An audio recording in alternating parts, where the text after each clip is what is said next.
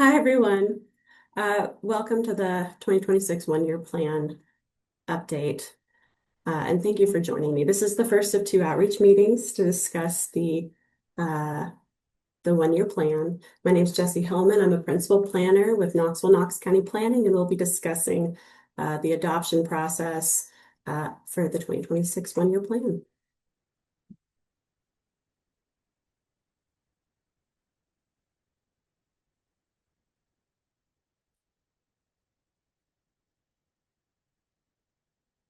I'll provide a quick overview of the one-year plan and its relationship to other adopted plans. I'll summarize updates uh, to the proposed plan as proposed by staff. I'll share information about our webpage where you can receive and share more information and submit public comments. And we'll cover the timeline for the plan as well as maps we've created and a timeline for the review and adoption of this plan. And then we'll open it up for discussion afterwards.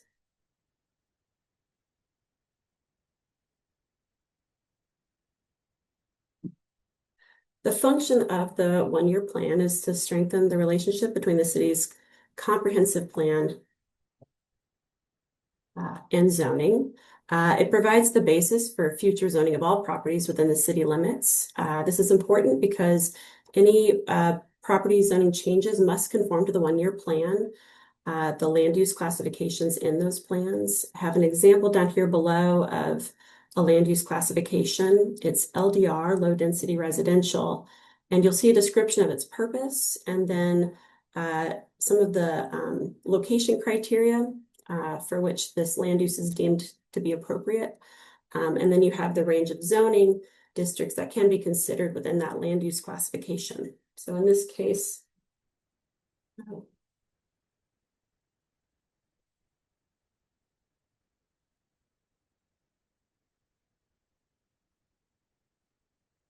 you can see we have agricultural, established residential, neighborhood, and then the RN1 and RN2 single-family zoning districts that can be considered there.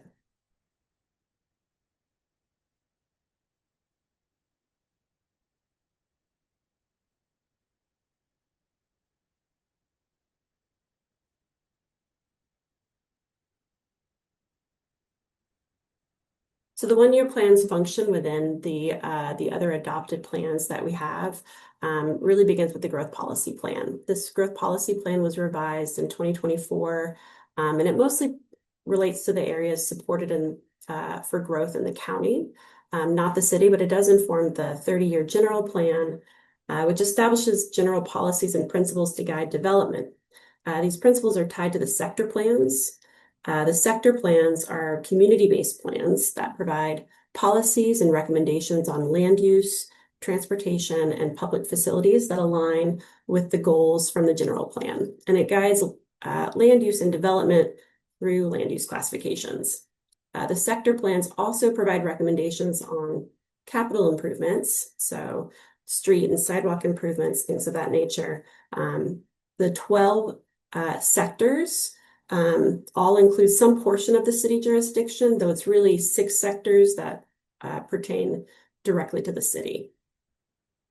Breaking the city into this smaller geography has helped to highlight specific community priorities, which are also represented through corridor plans, small area plans, parks and facility plans, and special studies.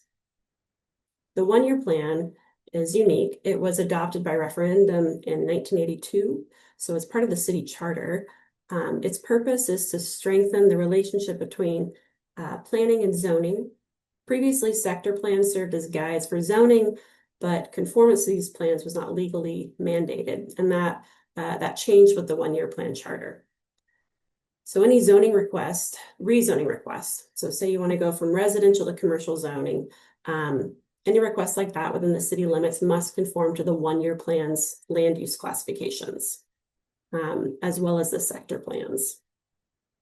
The one-year plan also provides specific location criteria for certain uses that can inform development as well.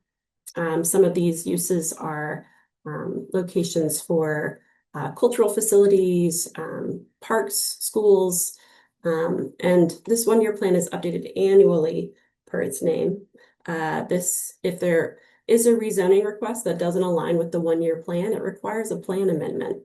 And this can only be applied for on a quarterly basis. So January, April, July, and October, and it has to meet specific standards to be approved. Some of these standards include considerations of whether the amendment is warranted because there was an error or an oversight in the one-year plan. Maybe there have been changes in government policy or changes to development conditions surrounding that particular property that warrant a plan amendment and a rezoning.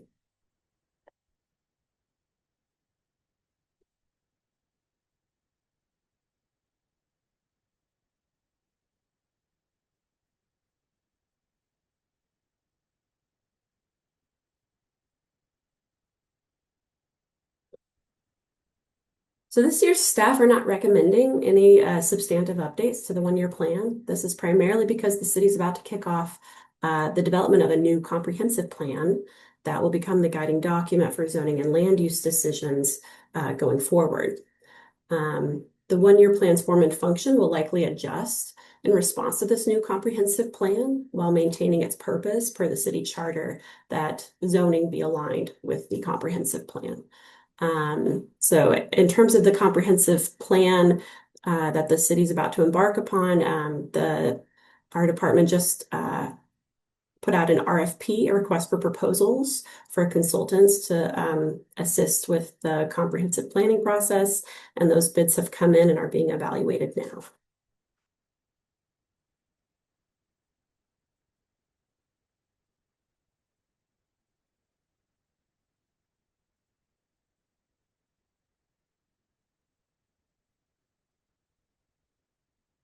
Aha, there we go. So really the only change that staff recommended with this one-year plan was a kind of a standard update to Appendix A, which shows all of the land use amendments that were approved in 2025. So here you can see some of them. So this is where a property owner requested a rezoning that required a plan amendment, and that was evaluated and approved by Planning Commission and ultimately City Council. So there were 16 in total, and it's just kind of a standard update that we provide the previous year's amendments. So that is the only change to the one-year plan this year proposed by staff. Here you can see the web page that we have for the one-year plan, where you can find all the information and resources you need. So there's the draft plan for 2026. There's an update summary, which essentially states that we only updated the appendix. There's the old 2025 plan for reference, which is the one that's still active now. And then you can see 3 maps, and I'll get into those in the next slide. There's a public comment feature, which is very important. So any public comments you make will be reviewed by the Planning Commission and by staff. And we do encourage you to comment if you have changes you would like to see to the one-year plan. There's also meeting information and the timeline for adoption, and my contact information, of course.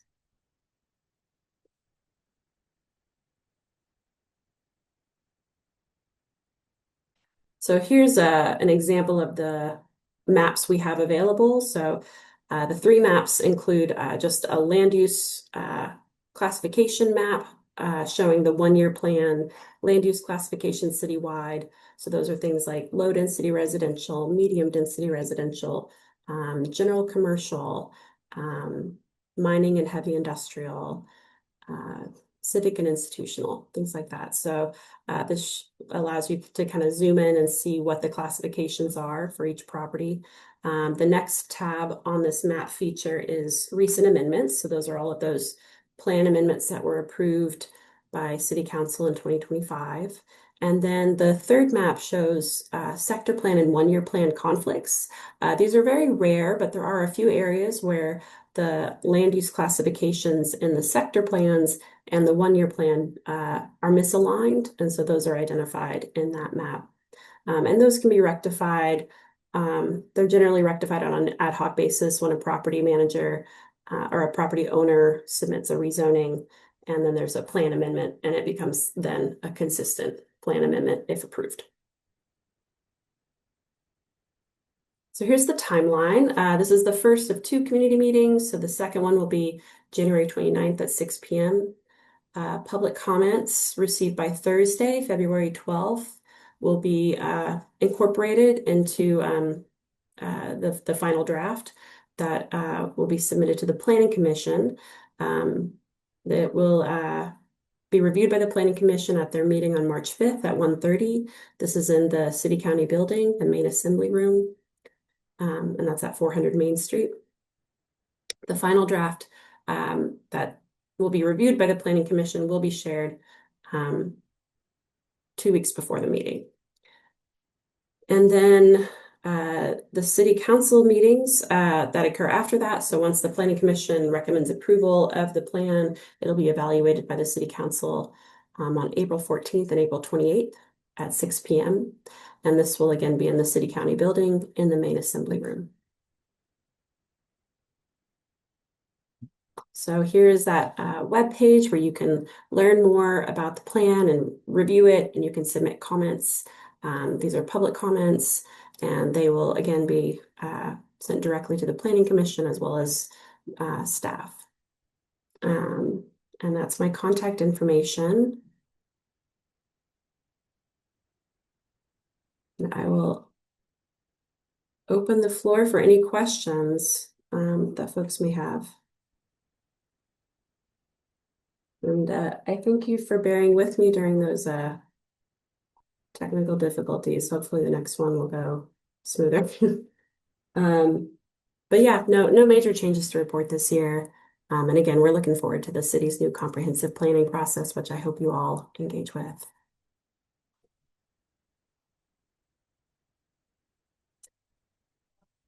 So if there are no comments, I hope you look at the document on our webpage and submit comments there, or just contact me directly.